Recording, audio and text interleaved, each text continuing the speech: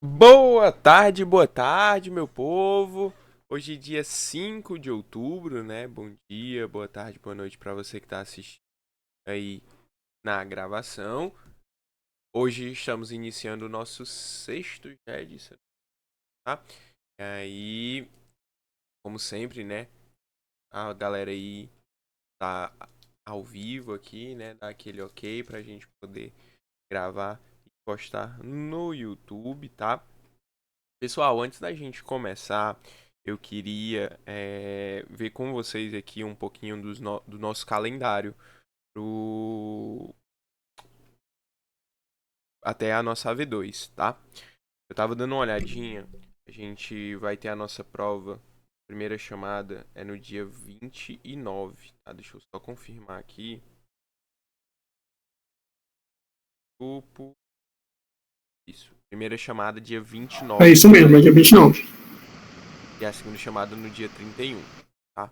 Então, o que que acontece? A gente tem ainda a semana do dia, em termos de GED, né?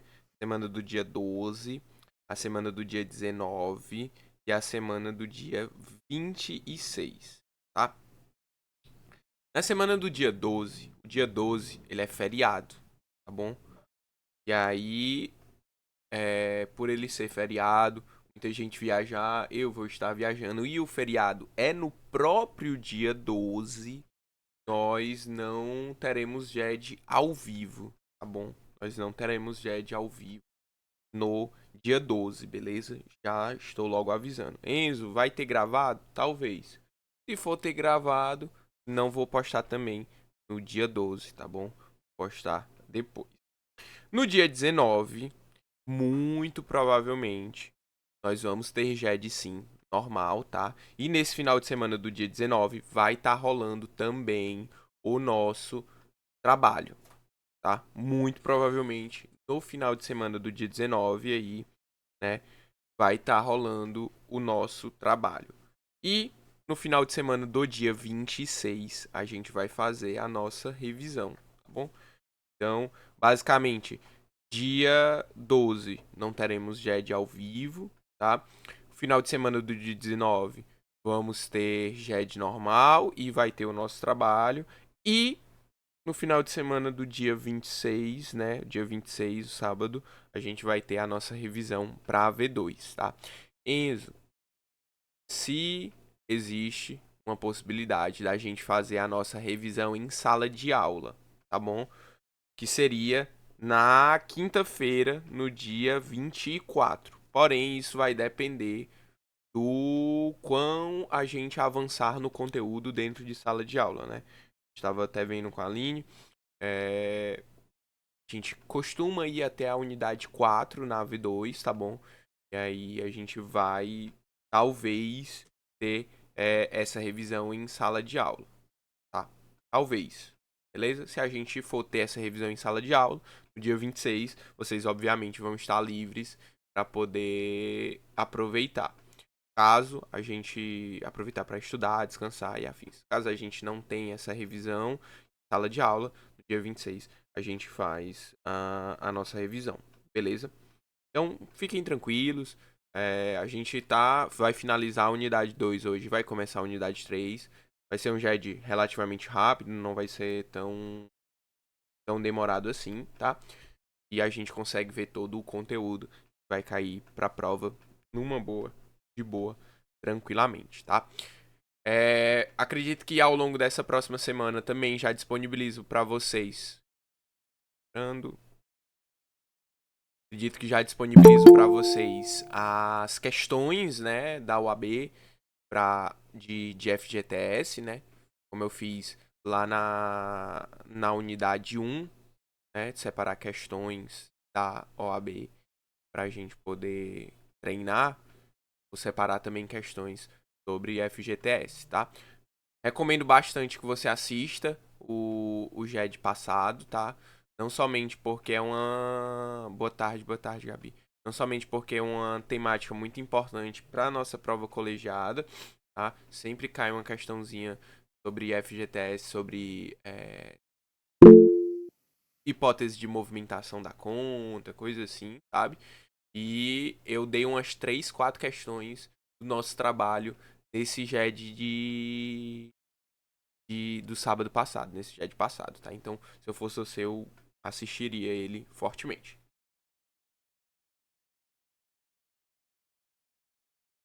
Beleza? Então, como eu tinha comentado com vocês, né? Eu até mostrei aqui antes da gravação, o site do Planalto não tá funcionando. E aí eu vou pegar aqui hoje a CLT, né, legislação aqui impressa pra gente poder estar trabalhando, tá? Deixa eu abrir aqui na lei do FGTS, Lei 8.036, tá bom? Tenta, já procure ela, já marque ela aí, seu Vadimeco, tá? Importante.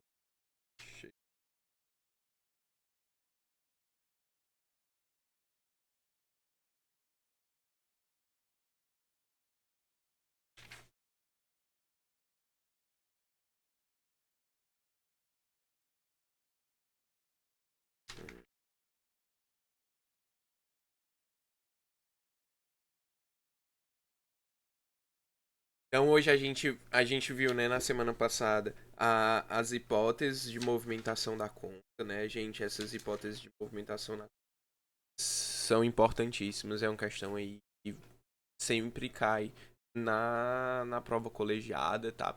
E aí, além da gente saber as hipóteses de movimentação da conta, a gente precisa também saber quais são as hipóteses, quais são as sistemáticas do saque do seu FGTS. A gente tem basicamente duas hipóteses de saque de FGTS. É o saque rescisão, tá? E o saque aniversário. O nome, ele é autoexplicativo. Saque rescisão, você vai poder movimentar a sua conta, você vai poder fazer o saque quando tiver, né, havido a rescisão do seu contrato. E o saque aniversário é ali no seu aniversário, né, você pode sacar parte do valor do seu FGTS. De pronto, né, de fábrica, vamos dizer assim, o 0 km, o seu FGTS vem com a sistemática de saque rescisão, tá bom? Mas você pode sim optar pela sistemática do saque aniversário. E depois, se quiser mudar de volta também, vice-versa, pode também, tá? Vamos dar uma olhadinha aqui no artigo 20A, que fala, né, das sistemáticas. E aí depois a gente vai falar da mudança da sistemática, porque essa mudança ela tem um ponto chatinho que aí pode acabar confundindo ou algo assim, tá? Mas o artigo 20A diz assim, ó: o titular de contas vinculadas do FGTS estará sujeito somente uma das seguintes sistemáticas de saque: saque rescisão ou saque aniversário. Parágrafo 1º, todas as contas do mesmo titular estarão sujeitas à mesma sistemática do saque, tá? Então, é uma opção, ou é o rescisão ou é o aniversário. E se você, né, tiver, Enzo, eu trabalhei aqui na empresa A, e aí na época eu tinha a sistemática do saque era a rescisão. Só que quando eu mudei para a empresa B, eu mudei para o saque aniversário.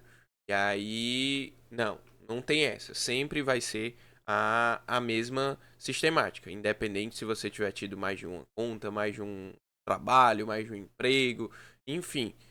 Você optou pelaquela sistemática, você seguirá nela até, claro, você peça a alteração, tá? Como eu comentei com vocês, de imediato, né, a sua conta vai ser com a sistemática do saque rescisão e você pode optar pelo saque aniversário, tá? E aí diz aqui, ó, no 20B, tá? Onde é que diz isso? Lá no artigo 20B.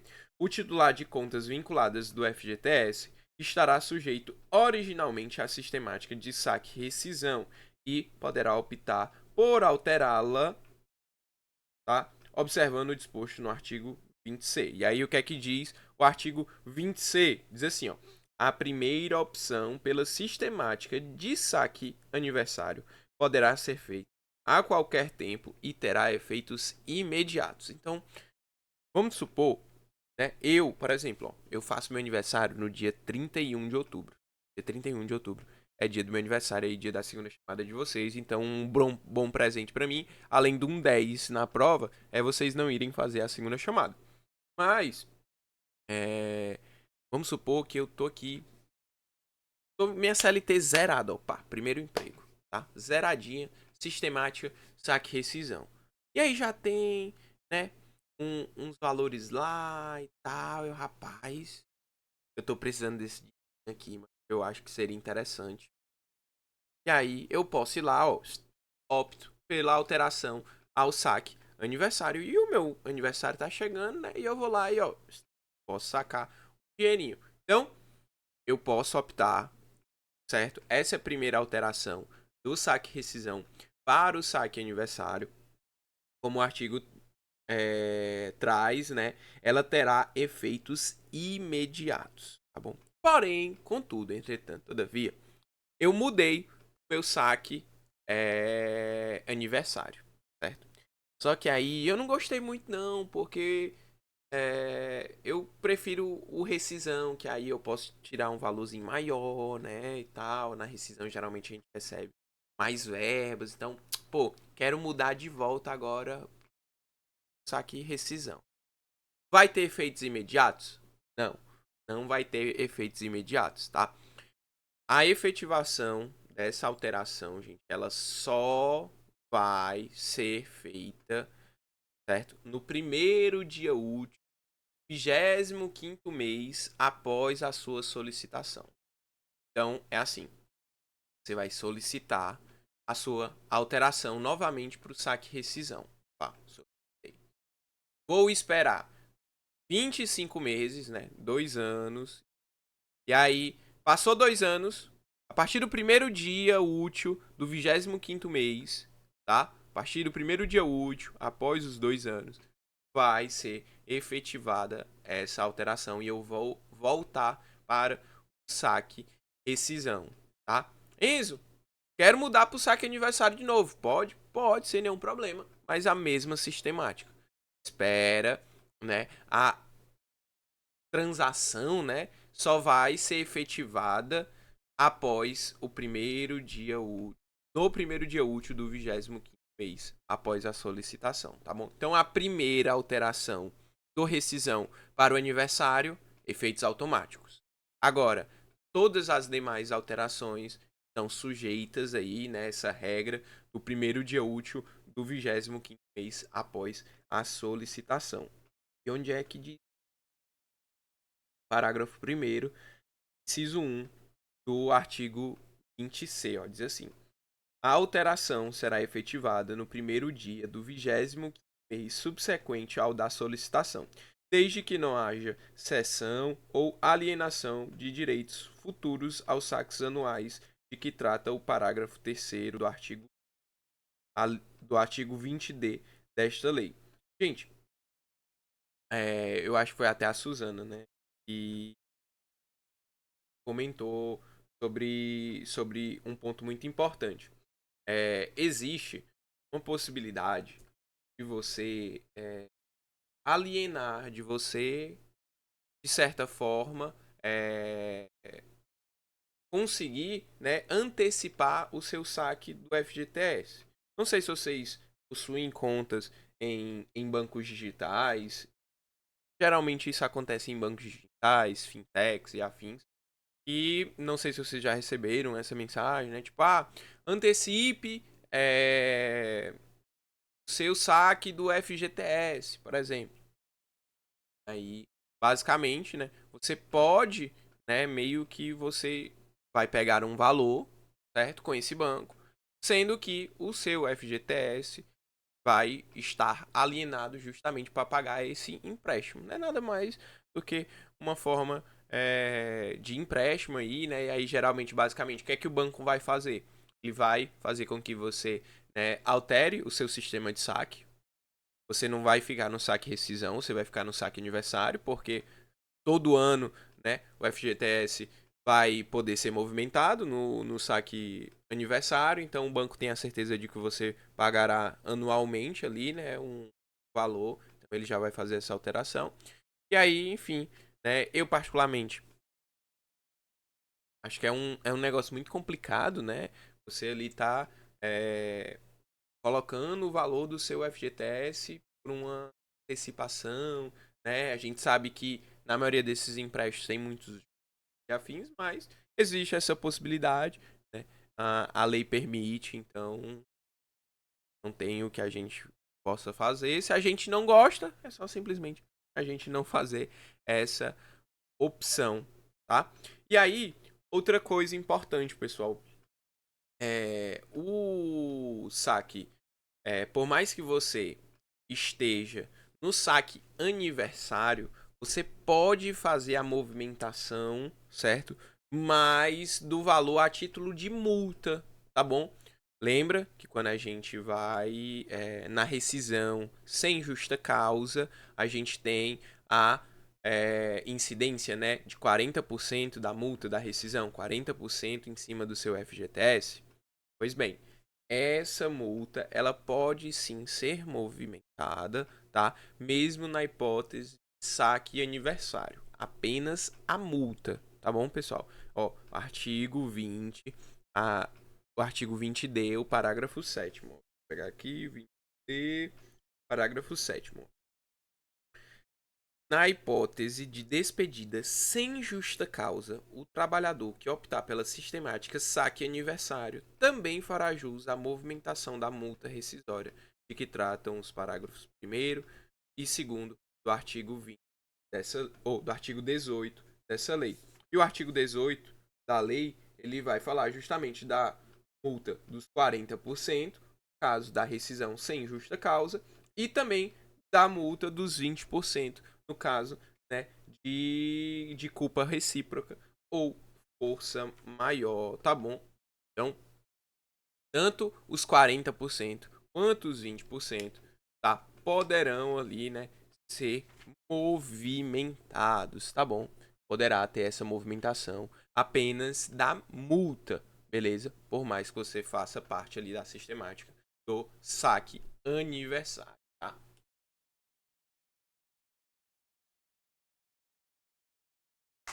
E aí, pessoal, vocês precisam, tá? Quando a gente vê lá na unidade sobre a questão do público, das estabilidades, dos servidores públicos, né, que eles podem ser estatutários, servidistas, tá? A súmula 363 traz, ela diz assim, ó, a contratação de servidor público após a Constituição de 1988, sem prévia aprovação em concurso público, encontra-se óbice no respectivo artigo 37, inciso 2 e parágrafo 2º da Constituição. Artigo que vai falar aí sobre concurso público.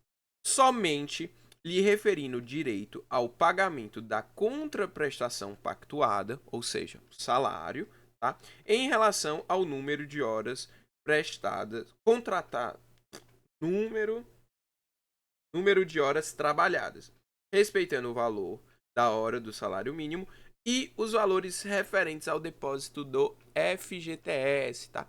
Então, se você, né, visualizar na questão que é uma hipótese de um servidor público que não teve a aprovação, certo? Não teve a contratação dele foi sem concurso público, é sim devido a ele o pagamento do FGTS, tá bom? A contraprestação pelo serviço dele, né, o salário, e também é devido a ele o FGTS, tá bom? Súmula 363 do TST. E aí, a súmula 362, ela vai falar sobre a prescrição, né, do FGTS. E aí, né, mesma coisa do que a gente aprende lá em Direito do Trabalho 1. Bom, prescrição, ela é quinquenal, tá bom? Ou seja, 5 anos, tá? Observando, claro, né, a prescrição bienal, que é os 2 anos após o término do contrato. Então, se eu, Enzo, quero cobrar do meu empregador FGTS, ele não está depositando meu FGTS. Eu posso cobrar até 5 anos, né, os meus direitos de FGTS. Se o meu contrato tiver sido terminado, tiver sido já finalizado, eu tenho até 2 anos para poder ajuizar a ação e eu conto 5 anos da data do ajuizamento, né? Então, quanto mais rápido, quanto mais cedo a gente ajuizar uma reclamação trabalhista, né? Seja ainda com o contrato em vigor, ou seja, após, né, o término do contrato, a gente vai conseguir abarcar, né, uma quantidade maior de anos, tá? Então, a súmula 362 diz basicamente isso. Além disso, pessoal, é competência, né, da Justiça, do Ministério do Trabalho, fiscalizar, tá ali procedendo, verificando junto a Caixa Econômica e afins, se de fato aquilo está sendo feito da forma como deveria ser, da forma correta, tá? Artigo 23, ó, ele diz assim: compete ao Ministério do Trabalho e Previdência Social a verificação do cumprimento do disposto nesta lei, especialmente quanto à apuração dos débitos das infrações praticadas pelos empregadores ou tomadores de que serão notificados para efetuar e comprovar os depósitos correspondentes e cumprir as demais determinações legais, tá? Então, o Ministério do Trabalho vai poder fazer, né? É função dele fazer essa fiscalização, tá?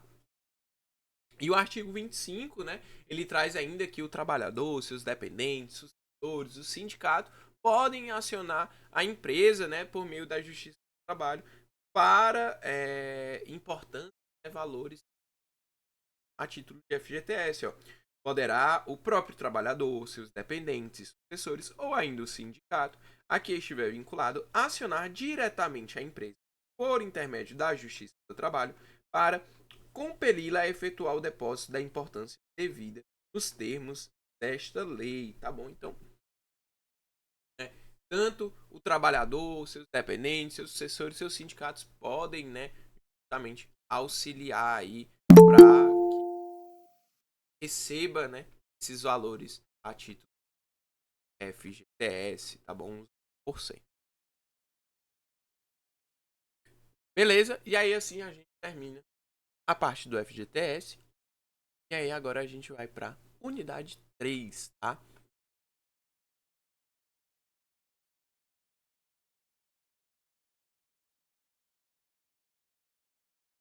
Unidade 3, pessoal, que a gente vai falar aí sobre a proteção da mulher e do menor, tá bom, gente? A gente vai começar falando sobre a proteção da mulher, tá? E aí a gente vai passar sobre questão de licença, que a gente já viu lá em Trabalho 1, a gente comenta de novo, né, quando a gente está falando de estabilidade. Vai falar sobre a questão da adoção, que a gente comenta também ali quando a gente está falando de estabilidade, só que a gente vai trazer algumas informações que podem ser novas e outras coisas que a gente já viu, né? E aí, pessoal, assim, a gente precisa. Eu tenho várias vezes, né, já comentado sobre isso com vocês, e muitas vezes a gente precisa pensar um pouco do óbvio mesmo, né? E aí, infelizmente, a gente acaba que tem certas atitudes, certas. Como é que eu posso falar? Eu acho que a palavra seria atitudes mesmo discriminatórias, não somente com as mulheres, né?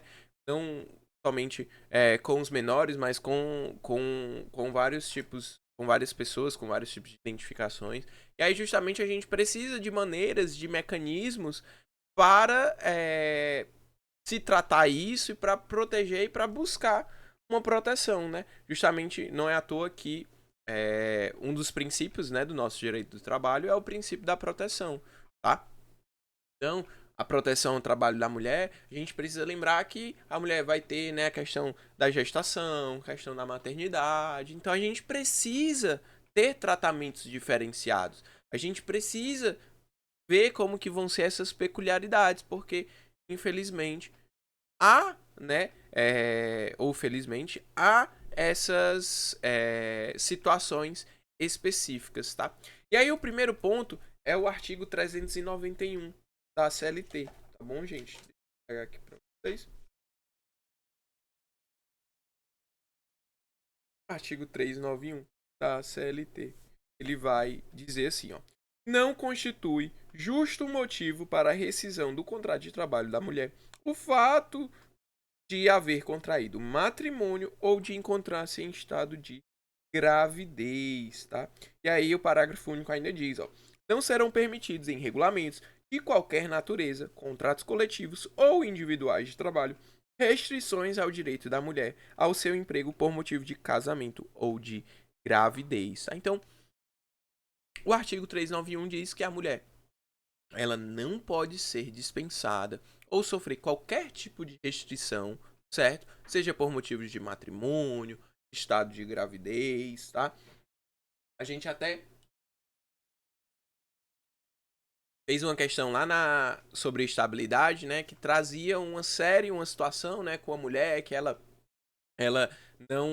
não era promovida, né, e tal, não sei o que, justamente um motivo fundado no sexo e tal, e justamente isso pode, né? Justamente existem essas proteções para que não ocorra ou, se ocorrer, né, haver alguma forma de se penalizar e de se punir, tá?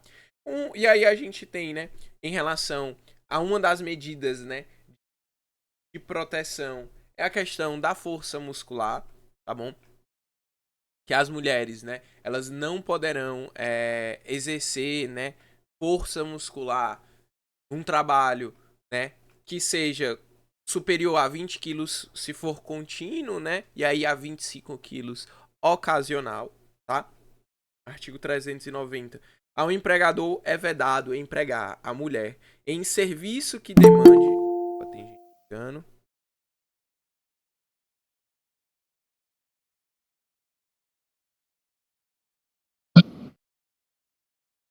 Ao empregador é vedado empregar a mulher em serviço que demande o emprego de força muscular superior a 20 quilos para o trabalho contínuo ou a 25 quilos para o trabalho ocasional, tá?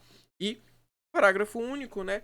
Não está compreendida na determinação deste artigo a remoção do material feita por impulsão, tração de vagonetes sobre trilhos, carros de mão ou quaisquer outros aparelhos mecânicos, tá? Mas, de modo geral, aí, para as mulheres, né, elas não podem trabalhar, certo? Se aquele serviço for carregando peso, né, superior a 20 quilos, se for contínuo, e 20 se for ocasional, tá bom?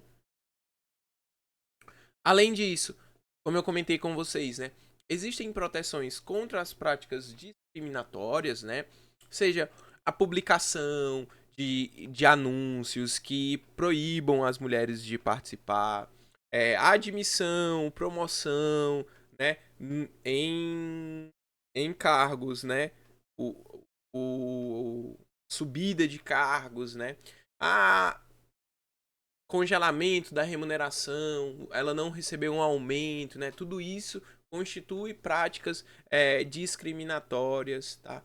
O simples fato dela ser mulher não faz com que ela não possa ser promovida ou não possa ganhar um aumento, tá? Assim como a exigência de atestados de gravidez, exames médicos, enfim, tá? Também não se pode. E também não pode realizar revista íntima nas mulheres, tá bom? Não se pode realizar revista íntima nas mulheres. Tem o artigo aqui para vocês, ó.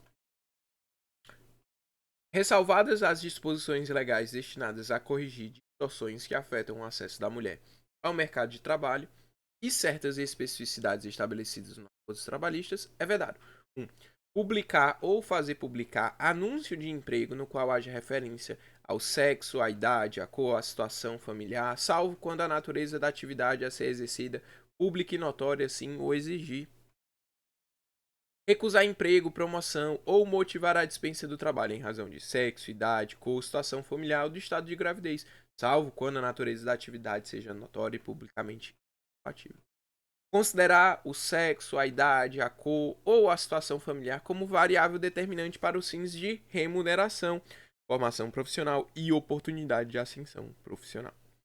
Exigir atestado ou exame de qualquer natureza para comprovação de esterilidade ou gravidez na admissão ou permanência do emprego.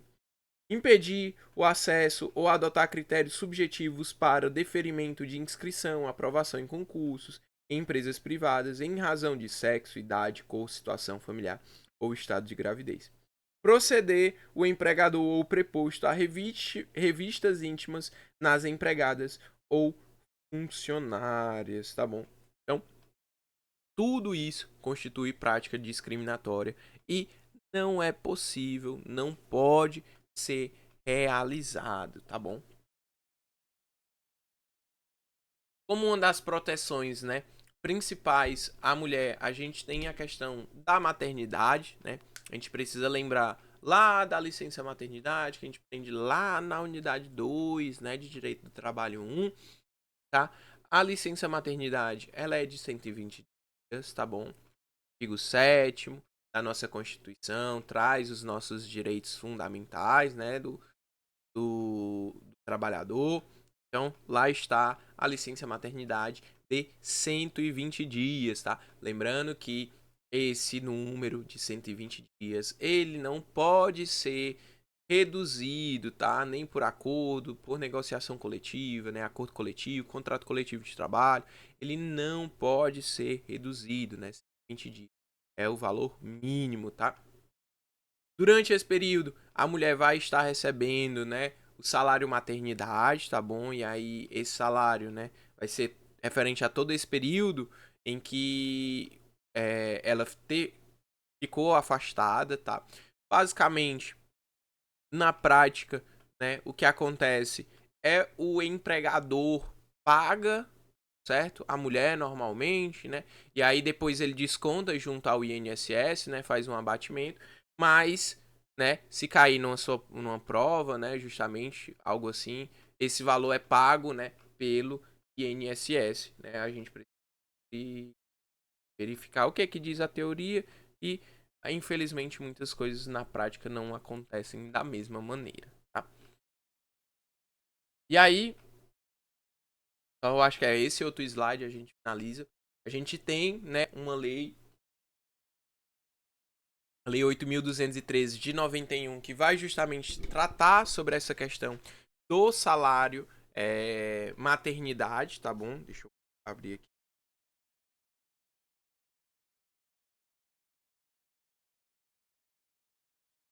Então, a lei previdenciária, né, vai justamente tratar 8.203, tá bom?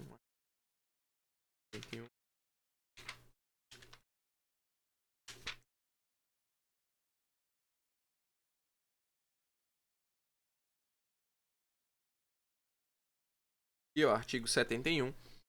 O salário maternidade é devido à segurada da Previdência Social durante 120 dias, com início, né, no período entre 28 dias antes do parto e a data da ocorrência deste. Lembrando que a mulher, né, ela pode se ausentar, né, até 28 dias antes do parto, né, geralmente quando você já vai ficando para o final da gestação, vai ficando difícil, né, de você ter uma continuidade ali todo dia no seu emprego e tal, você vai necessitando mesmo, né, ficar mais cansada, ficar tranquila, não ter tantos estresses, né, de modo geral também é importante. Então, você pode, né, antecipar até 28 dias. E aí, esse período já conta também com seu período de licença maternidade, né? Já inicia-se o seu período de licença maternidade. Também é devido, pessoal, o salário maternidade, tá? No caso de adoção ou obtenção de guarda, tá bom? E aí é sempre muito importante, pessoal. Quando a gente está falando desses direitos trabalhistas, desses direitos previdenciários e tudo mais, a gente está falando e a gente precisa lembrar que para a gente ter isso, a gente precisa de uma coisa, que é emprego, tá? Então, só tem salário maternidade, só tem licença maternidade quem tem emprego, tá bom? Se você não tem emprego, você não tem amparo, você não tem o salário maternidade, você não tem a licença maternidade, tá? Ó, aí o artigo 71A diz, ó, ao segurado ou segurada da Previdência Social que adotar ou obtiver guarda judicial para fins de adoção de criança, é devido salário maternidade pelo período de 120 dias, tá? Como eu comentei, o salário maternidade, ele é pago pela Previdência Social, tá? E aí, justamente diz isso no parágrafo 1º. O salário maternidade que trata este artigo será pago diretamente pela Previdência Social. Então, Enzo, na minha prova caiu uma questão perguntando quem paga o salário maternidade. O que eu vou responder? Vou responder que quem paga o salário maternidade, certo? É a Previdência Social, conforme o artigo 71A, parágrafo 1º da Lei 8.213 de 91, tá? Ah, Enzo, mas tu disse que na prática é o empregador que paga e depois desconta lá na Previdência. É, mas o que diz na lei é outra coisa, tá? Assim como, pessoal, não pode ser concedido, né, o benefício a mais de um segurado, tá bom? Em virtude desse mesmo processo de adoção. Parágrafo 2º diz isso, tal. Ressalvado o pagamento do salário maternidade à mãe biológica e o disposto do artigo 71B, não poderá ser concedido o benefício a mais de um segurado decorrente do mesmo processo de guarda ou adoção, ainda que os cônjuges ou companheiros estejam submetidos a regime próprio de previdência social. Então não pode, né, ter ali os dois em razão do mesmo processo, tá?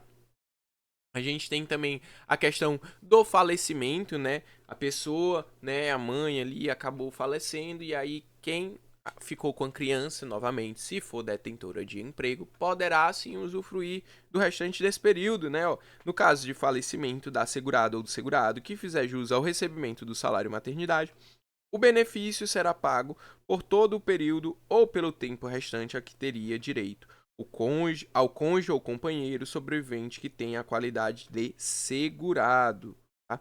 Exceto no caso do falecimento do filho ou de seu abandono, observadas as normas aplicáveis ao salário maternidade. Tá? Então, observem, né, que é a questão de o artigo traz, né? Tal, não sei o que tem a qualidade de segurado, justamente. Ele está dizendo, olha, necessita que ele tenha um emprego, necessita que ele seja segurado do INSS para poder usufruir, né, desse salário maternidade.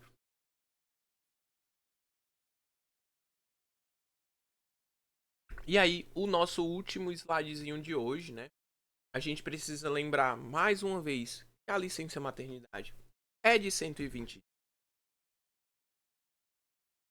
Ah, Enzo, por que você fala tanto da licença maternidade ser de 120 dias?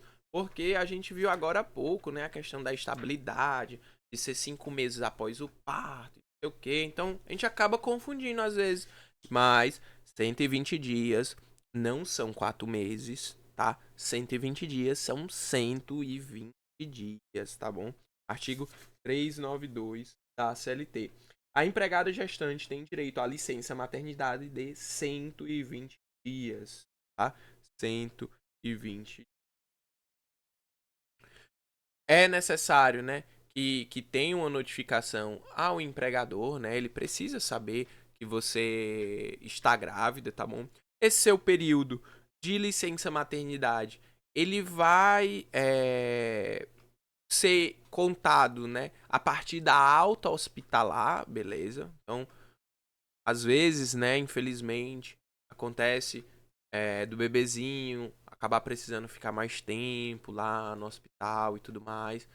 E aí, a licença maternidade, ela só inicia-se, né, a partir da alta hospitalar, tá bom? É possível, né, que esses períodos de repouso, né, podem ser aumentados até em 2 semanas, tá bom? E lembrando sempre, tá, que mãe gestante em união afetiva, né, em união homoafetiva tem sim o direito à licença maternidade, tá bom? Então, Se a gente tem uma união homoafetiva de duas mulheres, né? Por exemplo, a gente tem sim direito à licença maternidade. E como é que vai funcionar? As duas mulheres vão ter licença maternidade? Lembra que a gente viu, né? A gente comentou que é devido a apenas um salário maternidade, uma licença maternidade. Então, uma das duas, né, vai ser a pessoa que vai ser beneficiada, né, com a licença e com o salário maternidade, tá? E... Lembrando, né, que o afastamento, né, pode ter início, né, até em 28 dias antes, né, do início do parto, né? Lembre sempre que você pode justamente fazer essa antecipação, esse período já conta aí como seu período de licença, tá?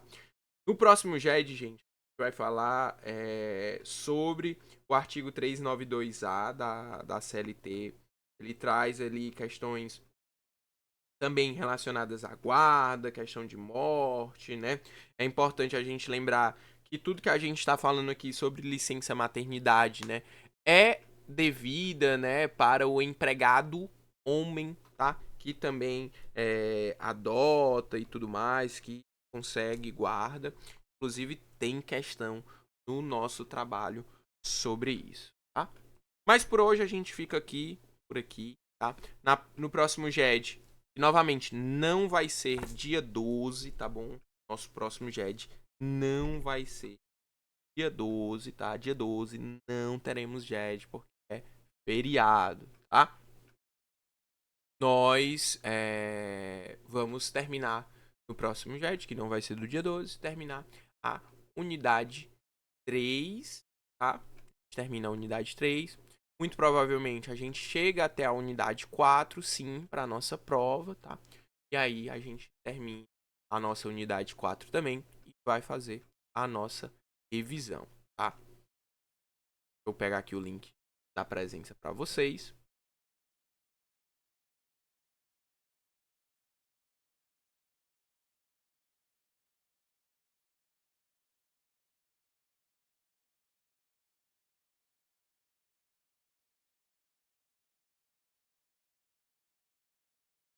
Tá, mandando aí, pessoal, o link da presença.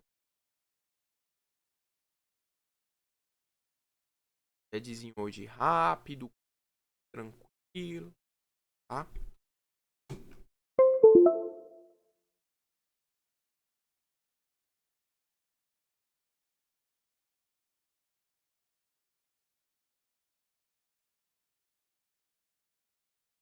A mensagem chegou aí para vocês do link do formulário? Sim ou não? Me digam aí.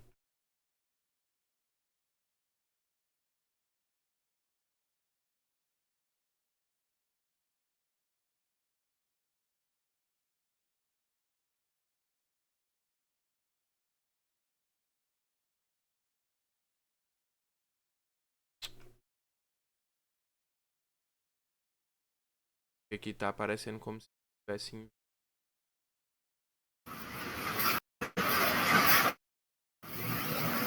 Deixa eu te fazer uma pergunta. Você tá conseguindo me ouvir? Tô sim, pode fazer. Pronto, eu queria saber. Esse é o GED 6, né? Isso, É o dia número 6, é isso? isso, é o 6. Pronto. Aí o GED. Aí a V2 vai a partir desse GED até os demais, mas o 5. Pronto. Perfeito. Pega o Obrigado. 5 também, viu, Mário?